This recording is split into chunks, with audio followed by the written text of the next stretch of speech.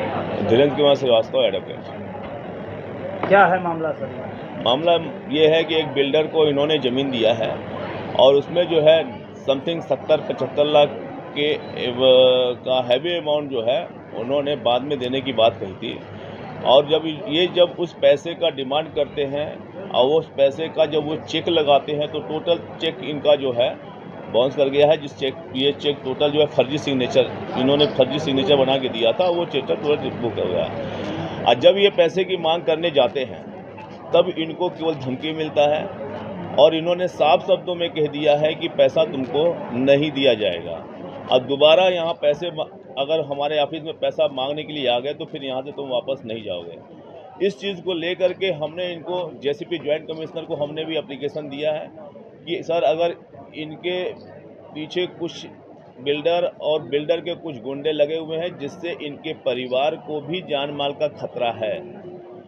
हमने उनसे प्रार्थना किया है कि रितेश सिंह का अगर सुरक्षा चाहते हैं तो इसमें पुलिस और एडमिनिस्ट्रेशन को आगे बढ़ करके इसमें न्याय करना होगा। अदरवाइज पैसा तो नहीं मिलेगा, लेकिन हमें लगता है कि इनके परिवार के बीच में कोई न कोई अप्रिय घटना किसी भी दिन हो सकता है जिसकी जिम्मेदार यहाँ का प्रशासन होगा। सर कितना पैसा मिल चुका है और कितना बाकी है? 1 करोड़ के बैनामे में 33 लाख रुपया मिला है, बाकी रिमेनिंग और अभी तक ड्यू है, आउटस्टैंडिंग।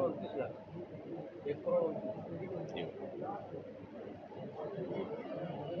और आज के डेट में हमें लगता है कि रितेश सिंह जैसे लोग बनारस में इन बिल्डर माफियाओं से काफ़ी लोग जो है घिरे हुए हैं, काफ़ी लोग परेशान हैं, काफ़ी लोगों का ज़मीन जायदाद प्रॉपर्टी पैसा इनके हाथ में है। और हमें लगता है कि कहीं न कहीं एडमिनिस्ट्रेशन भी उनके साथ पीछे से है, क्योंकि जिस तरीके से वो खुलेआम गुंडई कर रहे हैं और प्रॉपर्टी का काम कर रहे हैं, उनके पास तमाम केसेस हैं और आज के डेट में उनके ऊपर कोई भी लीगल कार्रवाई मैं होते हुए नहीं देख रहा हूँ। अभी एज पर एग्जांपल सामने रितेश सिंह है, 6 महीने से दौड़ा जा रहा है, प्रशासन से लेके हर जगह ये 6-6, 7-7 चेकें जो है बाउंस हो चुके हैं, फर्जी हो चुके हैं।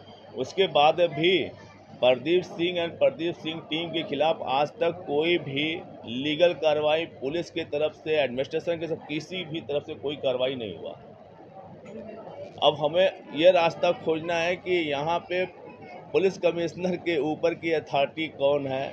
अब उसके यहाँ जाएंगे, उम्मीद लगाएंगे कि हो सकता है कि ऊपर की अथॉरिटी हमारी बात को सुने, क्योंकि बनारस प्रशासन में ये प्रदीप सिंह काफ़ी प्रभावी है। इसका शिकायत बनारस के किसी भी सक्षम अधिकारी के सामने बौना पड़ जा रहा है।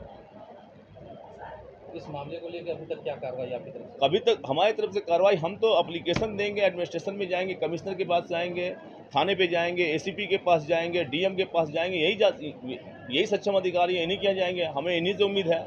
लेकिन हमें लगता है कि यहाँ पर हम न्याय नहीं पाएंगे। अब हमको लगता है कि इसके न्याय को लेने के लिए इसके ऊपर का रास्ता तलाशना होगा। मेरा नाम धर्मेंद्र मोतीलाल दुबे है और मैं जो है अपनी ज़मीन रितेश सिंह ठाकुर को बेचा था।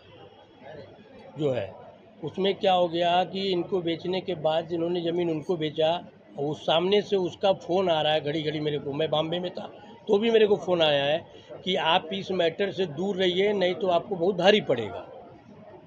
मैं बोला मेरे को क्या भारी पड़ेगा, मैं तुमको नहीं पहचानता हूँ, तुम कौन है? मैं तो रितेश सिंह ठाकुर को ज़मीन बेचा हूँ, मैं तुमको तो नहीं बेचा हूँ।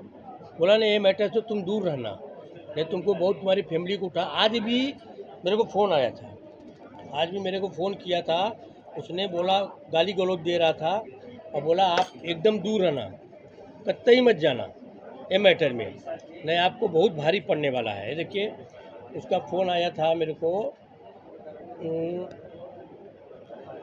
वो डायरेक्ट बात नहीं करता सर, एक चीज़ ध्यान दीजिए, वो मंजूर देव करके वो उसने कॉन्फ्रेंस में बात कराता है। जो है उसने फ़ोन किया था और बोला, आज भी बोला है उसने कि आप दूर रहिए। मैं बोला ठीक है मैं दूर रहूँगा, लेकिन मैं आपको ज़मीन पे नहीं आने दूँगा जब तक कि मेरा मैटर क्लियर नहीं होगा। इसकी शिकायत जो संबंधित थाना है उसको शिकायत किया है आपने? हमारा शिकायत है, उसको उसके ऊपर हमारा शिकायत है। किस उसको थाने में पड़ता है ये आपका? ये फूलपुर थाना पड़ता है। ये मैटर फूल उठाना पड़ता है। अब ये क्या लोग मांग रखते हैं सर? मैं मांग ये रखता हूँ कि हमको उनसे लेना देना है नहीं, हमको तो रितेश सिंह ठाकुर से लेना देना है। हमको उसको क्या पहचाने, वो कहाँ से आया है, कहाँ से नहीं आया है। और सबसे बड़ी बात है इसमें मैटर में हमको तो लगता है तहसीलदार भी मिला हुआ है। ये पूरा भूमाफिया लोग हैं, पूरा का पूरा भूमाफिया लोग हैं। गरीब सबका ज़मीन लेने का, उनको 10-20 लाख रुपए देने का, बाद में फर्जी चेक देने का, उसको बाउंस कराने का, यही काम ही है उनका, और कोई काम नहीं उनका। कितने रुपए का आपका चेक बाउंस हुआ है? ये तो इनका चेक बाउंस हुआ है, 25 लाख रुपए का। इनका चेक बाउंस हुआ है। और मेरा तो इनसे लेना देना, मैंने तो इनको ज़मीन बेचा है ना, मेरा जो लेना देना इनसे लेना देना, उससे लेना। लेकिन धमकी उसका आता है मेरे को, वो मेरे को धमकी देता है, जो है धमकी में क्या गाली देता है।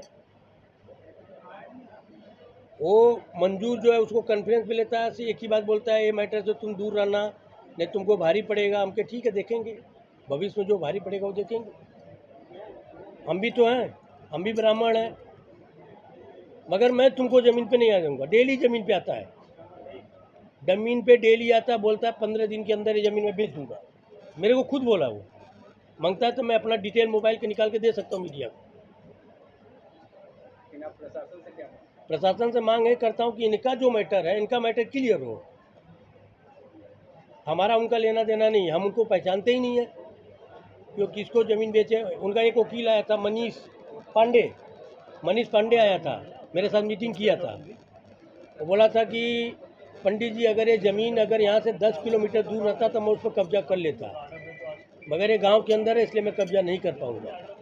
उनका मनीष पांडे नाम है उनके वकील का। जो धमकी देता है उसका नाम है प्रदीप सिंह और मंजूर देव। ये प्रदीप किधर का रहने वाला है? ऑफिस है मकबूल आलम। नहीं, अभी यहाँ से तो बंद करके बाबतपुर नहर के बाजू में ऑफिस खोला है वो। मूल निवासी कासिमाबाद गाजीपुर का है वो। उसका काम ही यही है, भूमाफिया के अंदर में काम ही करना है वो। अच्छा खासा उसने जो है लोगों को फंसा के रखा है। मैटर क्लियर होगा तो हमारा मैटर क्लियर होगा। हमको जहाँ ये खड़ा बोलेंगे हम वहाँ जाएंगे, हम तो उसको नहीं जानते।